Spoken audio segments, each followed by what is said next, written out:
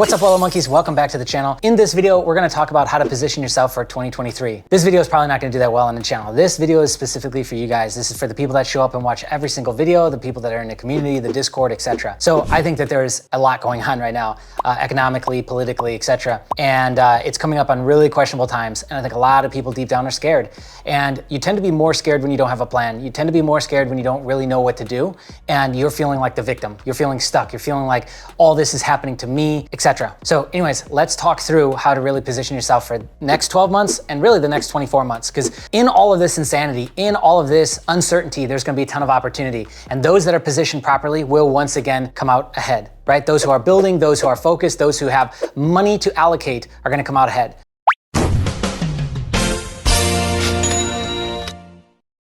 Right now, Warren Buffett has over $140 billion just sitting in cash off to the side. There's a reason for this. Whether you think Warren Buffett's lost it or he's as sharp as he's ever been, it doesn't really matter. He's got cash on the sidelines waiting. Now, I think that's a big cue. That's a big indicator on where he thinks it's gonna go, where a lot of big players are positioning themselves, right? That also means, okay, if they're sitting on cash still, that means we're not at the bottom, right? That means that things still haven't shaken themselves out yet. And personally, I feel like that's gonna happen over the next 1 or 2 quarters. Like we're talking about by like March of 2023, this is probably gonna be over with. Shout out to this video's sponsor, us. Recently, we launched a credit mastermind, which is designed to help you get your first 100,000 in credit funding or your next 100,000 in credit funding.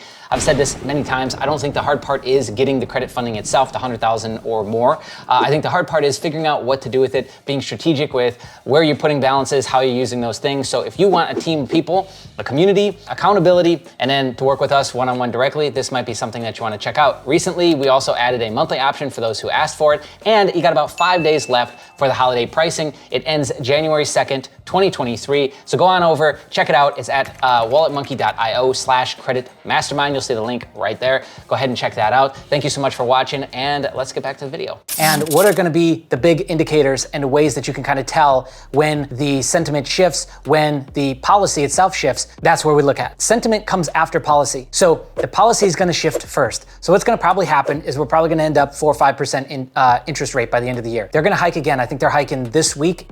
Depending on when you see this, they've got a hike planned for December. Whether it's a 50 basis point jump, 75, doesn't matter. We're gonna be somewhere 4 to 5% by the end of 2022. That is gonna be max pain in terms of interest rate. Then what's gonna start to happen, and I think they're gonna be forced to do this come Q1 of 2023, is they're gonna have to start cutting rates. Now, cutting rates isn't enough. It's not just that they can magically start cutting rates and start QE, quantitative easing again, and then, oh, hey, everything's fine, money's cheap, equities, crypto, real estate, Pokemon cards, everything goes up again. No, no, no. This takes time to play out, right? And so even though those times are really good and everyone wants those times back immediately, it takes time in a cycle to shake that out. I feel like we're finally just getting down into the last little bit if you look at the Wall Street cheat sheet in terms of where we are in the cycle. And the big shakeout is coming, right? And I think a lot of people aren't prepared. A lot of people have been spending into this. So a lot of middle class earners, a lot of people that have been living on credit, which there's a huge amount of credit that was accumulated through the beginning of 2022 with a record high in March. And then again in Q3 in August, we saw the second largest amount. So those are concerning numbers because I think a lot of people have been burning through credit and burning through savings to keep up quality of life. Maybe this is an ego thing. Maybe this is an emotional thing, whatever. They're trying to get a dopamine hit and they're now positioned in a bad way going into the worst part of the cycle. You do not want to be selling into this part of the cycle. You want to be with cash on the sidelines ready to buy. You want to be making disrespectful offers now all the way through probably March of 2023 when everything kind of falls apart. And what's wild is that people will entertain offers that they never really thought about entertaining before, depending on where they are emotionally, right? So there's a ton of opportunity there. So anyways, I got ahead of myself. Let me take a big step back. Why do I say that it's not gonna be enough immediately when they start cutting rates? Okay, the Fed is gonna start cutting rates and they need to get closer to zero bound. When it hits zero bound and it's been sitting there for a year or 2 years, that's when you're gonna see the peak hysteria of the cycle upwards. But it takes a while. We gotta build up to that. And so what's gonna happen first is they're gonna start cutting rates and then they're gonna start quantitative easing. Now, this might be because they're forced to do it. Understand that credit markets are very, very delicate right now. And Japan is the largest holder of US treasuries. And so Japan is in rough shape right now. If they start hemorrhaging and bleeding out treasuries and have to sell those on, spot market, every single day, then what's gonna eventually happen after maybe a day or two is credit markets are gonna freeze. And then the Fed will have no choice but to step in, and they're gonna have to bail out Japan, the central banks will have to, and we're gonna have to start immediately cutting rates and quantitative easing. What's weird about it is they really haven't tightened up their books. They really haven't tightened up as much as you would think. They're still buying mortgage-backed securities. They're spending, tons of money every single month, billions every single month to keep markets where they are, right? Because in the later part of the cycle, the Fed and what they're buying and repo markets, those are all positively contributing to good equities prices, whether you know that or not. So it won't be enough as soon as they start it. It's gonna take some time. At first, the market is gonna say, oh, something must be wrong, which is why they're cutting rates. So they're gonna actually take it as a negative, equities will dump again. And then that's really the final shakeout. And then from there, it'll start to kind of build itself up, lower highs, higher lows, etc. And then you'll start to see these patterns playing themselves out on the chart itself. Pay attention to the VIX. The VIX is the volatility index for stock market, right? That's the thing that you want to be paying attention to. And outside of that, you've probably got your other charts that you want to look at, but the VIX is going to be really wildly important over the next 3 to 6 months. Okay, so we've got that piece. The pivot is going to happen, and then we're going to get the final shakeout, and then that's when you want to start accumulating if you're going to be in equities, cryptos, any of that stuff. I think crypto might be on a slightly longer cycle. It depends on if Binance is going to fall, which Binance is shuttering right now, and they're now being brought under investigation in the United States, whether this is fallout from Sam and one side of the political party, or if this is a bigger thing that was in motion the whole time. If Binance falls, crypto is going to be in the dumps for 5 years minimum. There's going to be nothing that drags that thing out outside of a huge metaverse play. I really don't think so, right? And then regulation will occur, and that will sweep out all DeFi, and then central bank digital currencies are going to be rolled out. But that's another topic entirely. Okay, so the Fed pivot is what we're looking for. That's the big indicator.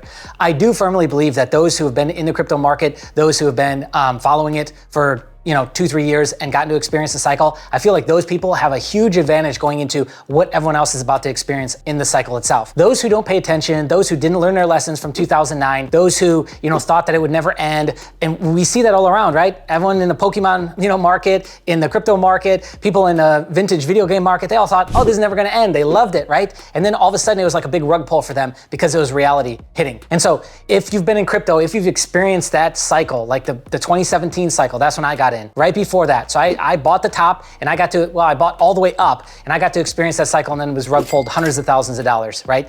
That person is more okay with, and they understand volatility better. See, legacy markets never really had a lot of volatility. So when you see it, oh my God, we freak out, right?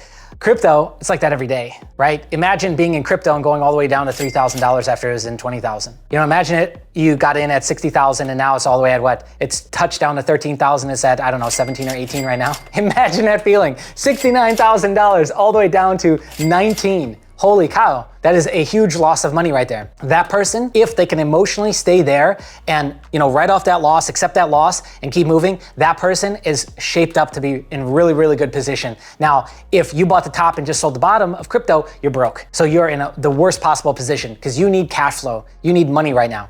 So anyways, that I think is going to be the people that come out kind of ahead out of this cycle. And again, there will be people who come out of this cycle massively ahead. What we're looking for, sentiment-wise, is we're looking for it's the end of the world. Oh my God, the roof is falling in. The clouds are falling. The stars are falling down on the planet, and this is it. The world's coming to an end. That's essentially what you're looking at, or looking for rather. That's the final shakeout that we want to see. Now, I want to speak to the other mindset that's a large mindset out there, which is that, oh, it's all going to collapse, and this is it. This is the final hurrah, and the US dollar is going to fall. Which, look, the Russian the petro gold-backed dollar that they're working on is very intimidating. The gold-backed petrodollar that Russia's working on and China's working on is scary because the petrodollar originally came from our relationship with Saudi Arabia. But right now, the head of China is meeting with the Saudis, and who knows what deal is going to be struck out of there. That is something to be paying attention to, and that's something that is of great concern. So anyways, for the doomer and gloomer that thinks that this is the end, well, you need to have a plan just as much as the next guy, because otherwise you're just sitting around on the internet complaining, talking shit to everybody, and again, there's no solutions, there's no actions there's nothing occurring. So that person, you want to make sure that you've got a bug out bag. You want to make sure that you've got food and water accounted for, some sort of natural means of accumulating those things. You want to make sure that your ducks are in a row, your backup plan, if you need to bug out, is in play, or if you're going to stay in and bug in, then then you need to make sure that your house is fortified from the top down and make sure that you're in position there. Also too, probably having some cash on hand.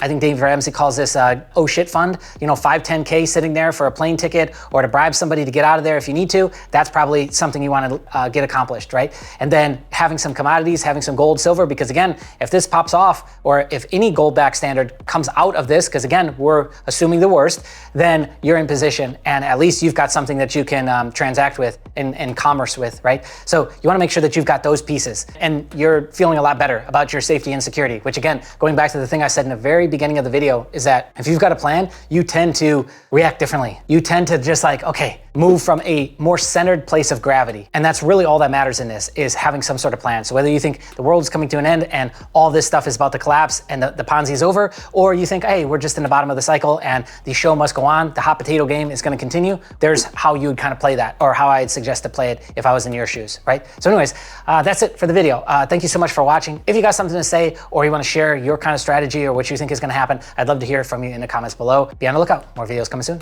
See ya. Hey, you should subscribe. 60% of you are not subscribed yet. Right there. Okay, bye.